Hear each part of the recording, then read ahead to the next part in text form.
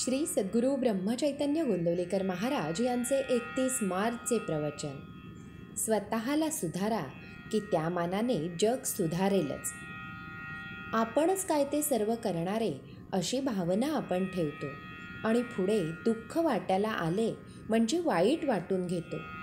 ज्याचे फळ आपल्या हाती नसते ते कर्म मी केले असे म्हणण्यात काय पुरुषार्थ आहे. मी भगवंताचे कृत्य भगवंताला अर्पण करतो असे म्हणतो, याचा सुद्धा अभिमान आपल्याला होतो. जगात सात्विक वृत्तीने वागणारे पुष्कळ असतात, पण मी करतो हा अभिमान त्यांचाही सुटत नाही. खरोखर नुसत्या कर्माने परमार्थ साधत नाही.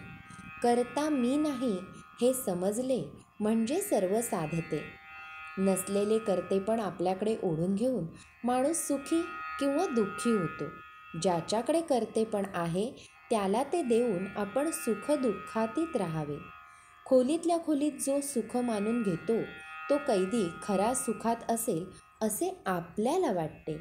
देहाच्या पलीकडे काही नाही असे मानू लागलो आणि विषयातच सुख पाहू लागलो तर ते त्या कैद्याप्रमाणेच नाही का? पण त्याच्या पलीकडे काही आहे हे त्याला समजले नाही तोपर्यंतच हे सुख वाटेल. एकदा का बाहेरची हवा कैद्याला लागली म्हणजे तो नाही म्हणणार कैदीपणात चांगला म्हणून. त्याचप्रमाणे एकदा भगवंताच्या आनंदाची हवा लागली म्हणजे माणूस नाही विषयात राहणार. चित्त आपल्याला निर्विषय करता येणार नाही, पण ते भगवंताकडे लावता येणार नाही असे नाही. बुजार घोड्याला जसे चुचकारून घेतात तसे मनाला करावे. वृत्ती जिथे पालटायला लागते तिथे सावध राहावे. भगवंताचे स्मरण चुकले की काहीतरी अवघड वाटायला हवे. आज नको वाटणारे नामस्मरण बळजबरीने करावे म्हणजे हवेसे वाटणारे विषय जातात. प्रापंचिक अडचणीतून जर आपण मार्ग काढतो तर मग परमार्थातल्या अडचणींना का भ्यावे? जर आज आपल्याला विवेकाने सुखी राहता आले नाही तर आपल्याला सुख कधीच मिळणार नाही. नुसते गिरीकंदरात जाऊन कुठे परमार्थ साधत असतो का?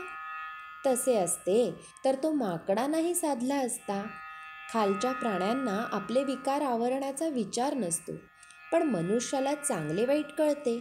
त्याला सारासार विचार करण्याची शक्ती आहे. ही त्याच्यावर भगवंताची कृपाच आहे.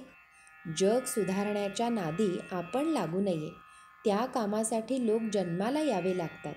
अगदी आपला मुलगा जरी झाला तरी त्याला योग्य ते सांगून पाहावे. पण मी त्याला सुधारीनच हा भ्रम नसावा. स्वतःला सुधारा की त्या मानाने जग सुधारेलच. श्रीराम समर्थ. कर्तव्य म्हणून वकील जसा भांडतो त्याप्रमाणे कर्तव्य म्हणून प्रामाणिकपणाने आपण प्रपंच करावा. त्यामध्ये भगवंताला विसरू नये. श्री सद्गुरू ब्रह्मचैतन्य गोंदवलेकर महाराज की जय. जय जय रघुवीर समर्थ.